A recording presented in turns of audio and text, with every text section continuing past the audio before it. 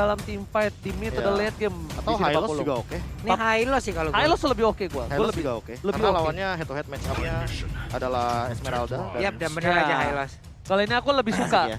Soalnya kalau misalnya tadi dia pakai Iurene sekalipun, yang berat adalah ketika dia berhadapan langsung dengan adanya posisi seorang Beatrix. Dan Benar, ini adalah ya kan? Hylos Berat. Kak Ramfli balik lagi. Nah, Dan Ini Hylos Karambe bisa, Karena- dimana Glorious Pathway bisa membantu Yes. rekannya gitu loh. karena mirror adalah tugas dari Chow-nya. Chow-nya bakal nempel ke arah Albert mungkin, yaitu adalah Pakito. Yes. Oke. Karena dia akan saling head to head match up. Tapi pertanyaannya adalah bagaimana cara menanggulangi Chow dan Matilda rotasi yang benar-benar gila banget, cepet banget ini dua.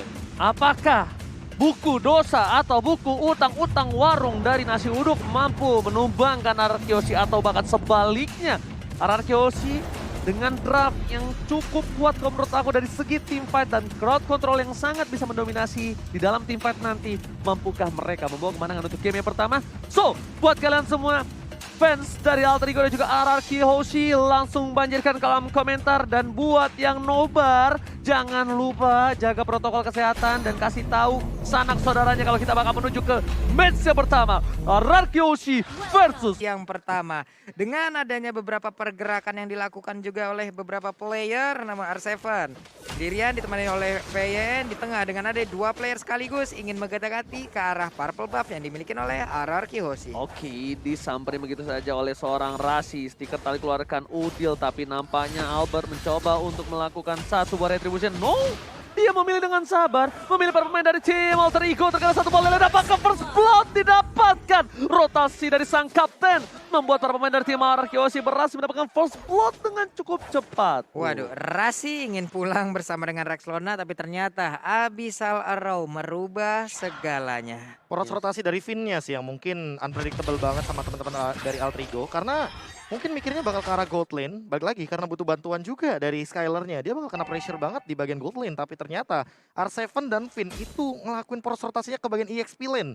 Ini rare banget makanya. Yes, karena yang sepertinya udah aku bilang dari pertama, emang kita tahu ya, dengan permainan GB terhadap gold lane itu sangatlah normal. Tapi alangkah baiknya kalau misalnya EXP lane-nya masih tetap butuh bantuan, itu juga dibantu dalam segi rotasi dari seorang roamernya. Setidaknya bukan laningnya dari kedua belah pihak yang gagal, entah dari EXP ataupun dari gold lane. Sama-sama tidak mendominasi kok kita lihat dari segi gold lane-nya. Iya, makanya ini gara-gara Renner sih. Thanks to Renner, snipernya masih aman. Waduh, ini R7-nya benar-benar sendirian, tapi ternyata untuk kali ini dengan cukup cepat. Jadi 4 orang loh. 4 orang ada di area dari XP lane. Alright, lihat langsung udah ada Turtle yang kali ini berada di lane of down. Tapi Rashid tidak akan meninggalkan begitu saja. Amy mencoba untuk melakukan kontes di arah Turtle. Tapi nampaknya dia memilih untuk melakukan farming dengan adanya purple buff yang sudah muncul ke lane of down. Untuk di head to head kan dari Amy dan juga dari seorang Albert, ini bisa kita bilang lebih membutuhkan Amy dari segi purple buff-nya, Pak Pulung. Oke, dan sekarang Turtle-nya. Udah ada beberapa player dari Ararkyoshi berkumpul 3 orang. R7-nya berusaha untuk mengusir mundur pergerakan Rasi. PYN-nya udah mulai hadir. Pai-nya melihat dari kejauhan. Rexlona-nya belum bisa mendekat. Udah level 4. Harus hati-hati dengan adanya Wave Dragon. Siapa yang akan menjadi korban? Abyssal Arrow pun belum kena ke arah siapapun. Oke, dilepaskan begitu saja. Albert dapetin Turtle. Rotasi langsung mundur ke bawah. Tapi lihat di arah bottom lane. Aulus Racing dari AMYY mencoba untuk mendapatkan satu buah jungle yang dimiliki dari seorang Albert dan berhasil.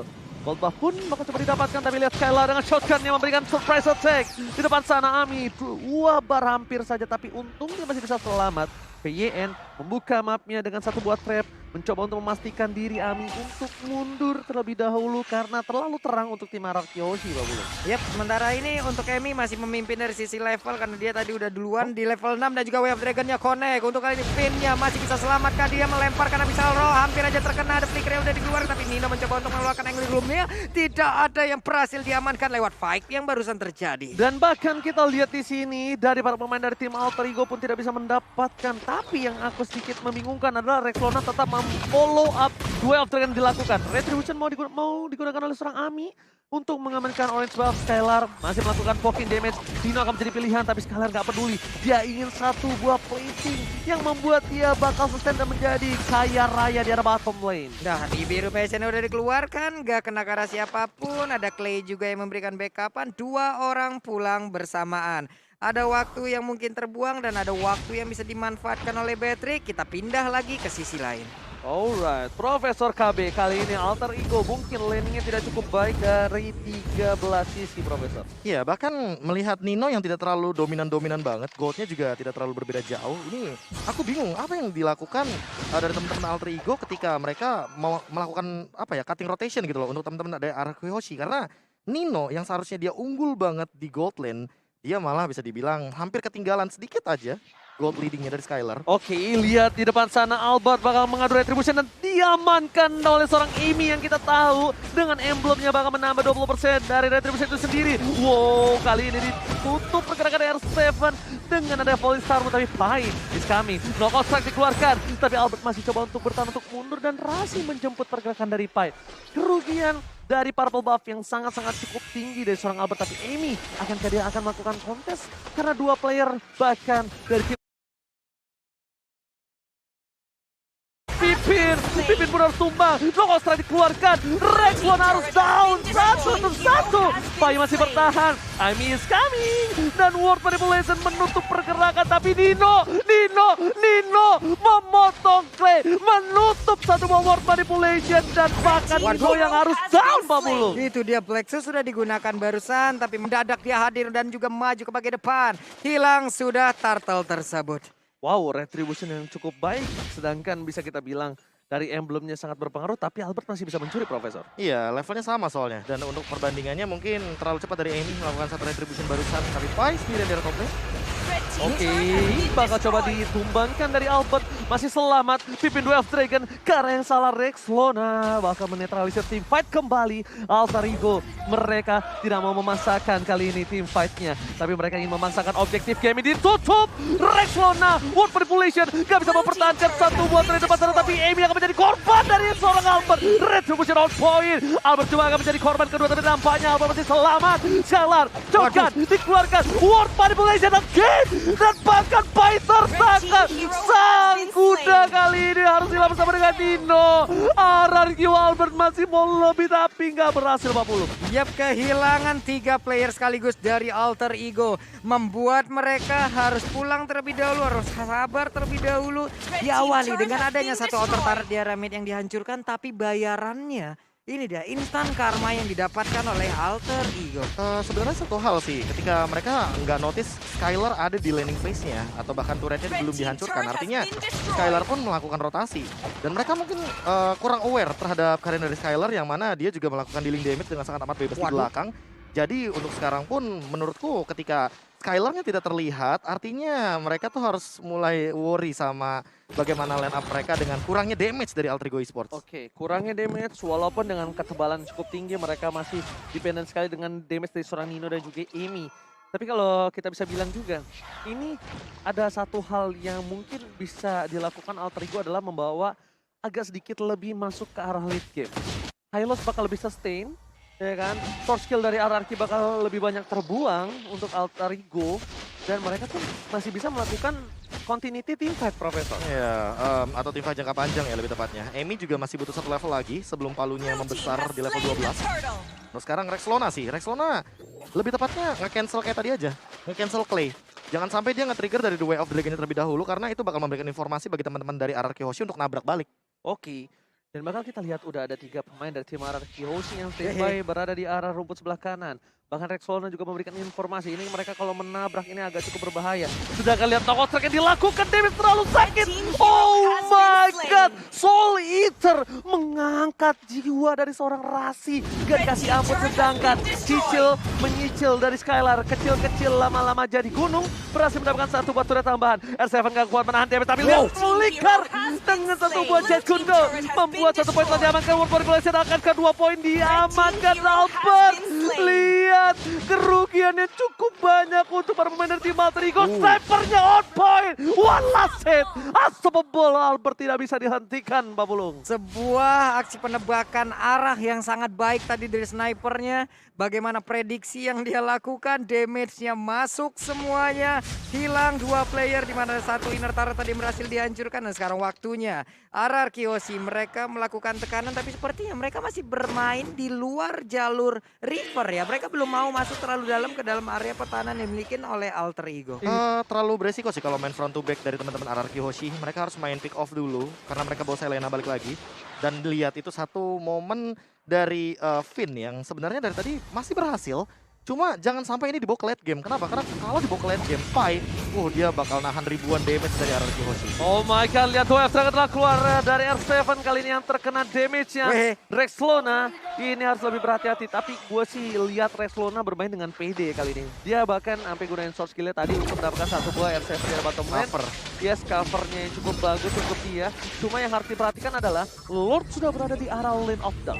Selamat datang Bapak Lord terhormat, tapi short skill dari Sword juga spell yang dimiliki dari Alter Ego, mereka masih tidak ada retribution, mereka tidak ada dari segi flicker. Akankah berhasil diamankan? Tapi no, nampaknya kali ini R7 mencoba untuk memotong. RRQoshi tidak ingin melanjutkan war lebih lanjut lagi.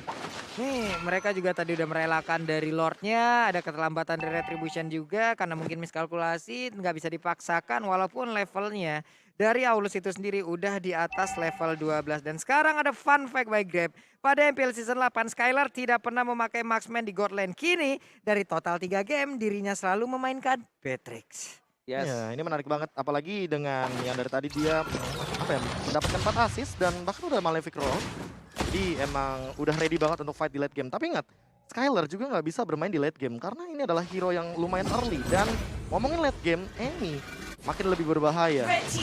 Oke, lihat dari Albert, dia keluar dari rumput, tapi nampaknya di sana ada Amy, Rasi, dan Rexlona. 3 versus 1 bukan hal yang baik. Glorious pathway-nya langsung dikeluarkan begitu ya, tapi ternyata coba lihat R7 yang mencoba untuk mengoper-kapik bagaimana pertahanan yang dimiliki oleh Alter Ego Esports di bagian belakang. Untuk Clay-nya begitu baik mengeluarkan reload manipulation dan juga Nino sedikit lagi Epitri hilang langsung pukulan dari Pakitonya. Begitu menyakitkan baru untuk Amy sendiri kali ini, Andai Fury dikeluarkan, tapi malah dirinya yang begitu sekarat dan harus pulang. Terpotong oleh seorang Albert dari arah belakang. Bukan hanya objektif yang diincar Albert, tapi lihat poin kill yang didapatkan. Dia nggak peduli karena dia tahu dengan damage yang cukup burst bisa menumbangkan para pemain dari tim Alter Ego. At least dia dapetin 1 poin kill. And Rasi berada di arah mid lane, mencoba untuk mempertahankan. Tapi Albert memilih mundur ke arah belakang. Dan Pai masih berada di garis depan sebagai tembok utama poros pertahanan tim Alter Ego Esports. Dan Rexlona tadi aku nangkep banget dia dapetin Skylar dengan The Way of Dragon tapi terlalu jauh di sana. Jadi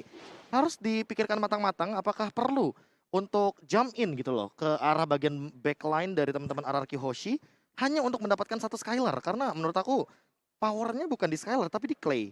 Powernya bukan di Skylar tapi di Clay, itu betul sekali. Tapi untuk bisa menghilangkan damage per second dari tim RRQoshi mereka harus menimbangkan Skylar. Sedangkan tapi kalau menurut aku, Profesor, aku setuju banget sama kamu. Karena untuk mencapai seorang Skylar, mereka membutuhkan 2 step. Menabrak word manipulation, baru dapetin Skylar. Kalau nggak ada Albert di sekitarnya. Kalau nggak ada R7 di sekitarnya. Kalau nggak ada flicker pula. Iya, semuanya itu menjadi sebuah instrumen yang begitu baik. Dan sekarang udah ada Glorious Pathway, tapi Lordnya udah berhasil diamankan juga oleh pemain dari RRQoshi. Dilompatin paling Starman, Dame Fury dikeluarkan juga. Mereka mundur teratur. Oke, ternyata mereka dari tim Alter Ego tadinya niat untuk menabrak, cuma agak sedikit terlambat. Kalau mungkin tadi di darahnya sekitar setengah kurang, itu masih oke banget. Itu masih sempat. Itu team fight bakal pecah banget. Itu tapi yang pernah aku bahas sama Ranger Mas tuh. Yes. Di MPL ya, kita telat 3 detik aja. Telat kita tuh udah kehilangan objektif pasti. Betul banget. Bahkan bukan hanya itu, kita salah move 1 aja itu bisa comeback dilurusin. Dan ini dia, di mana Lord berada di arah bottom lane. Lord sudah di-enhance, Lord sudah bisa mengamuk. Dan bahkan di arah top lane sana, Amy tercakap. Word manipulation from Clay menutup pergerakan dari seorang Amy. Ini bencana untuk tim Alter Ego. Mereka berhasil melakukan clear terhadap seorang Lord. Tapi 3 super minion tanpa adanya inhibitor turret. Plus tanpa ada seorang Gibi. S7 Volley Star bukan Volley Monster yang baru ulang tahun. Tapi Rasi di depan sana. Si Flicker karena seorang Albert dapat 1 poin. Flicker digunakan. Scalar menjadi pilihan tampakan Pai tumbang. Tersisa Dino dan juga Rexona. Ini bencana Pak Pulung. Hanya menjadi sebuah kerugian begitu berarti. Dan Rexona tadi mencoba untuk maju ke bagian depan. Albertnya malah langsung membalaskan kata aja. Hilang sudah Rexona-nya menyusul. El Nino gak ada yang bisa dilakukan. Game pertama harusnya menjadi milik dari RRQ Osi karena mereka masih berusaha dan juga ada daya dan upaya yang dilakukan. Namun gagal.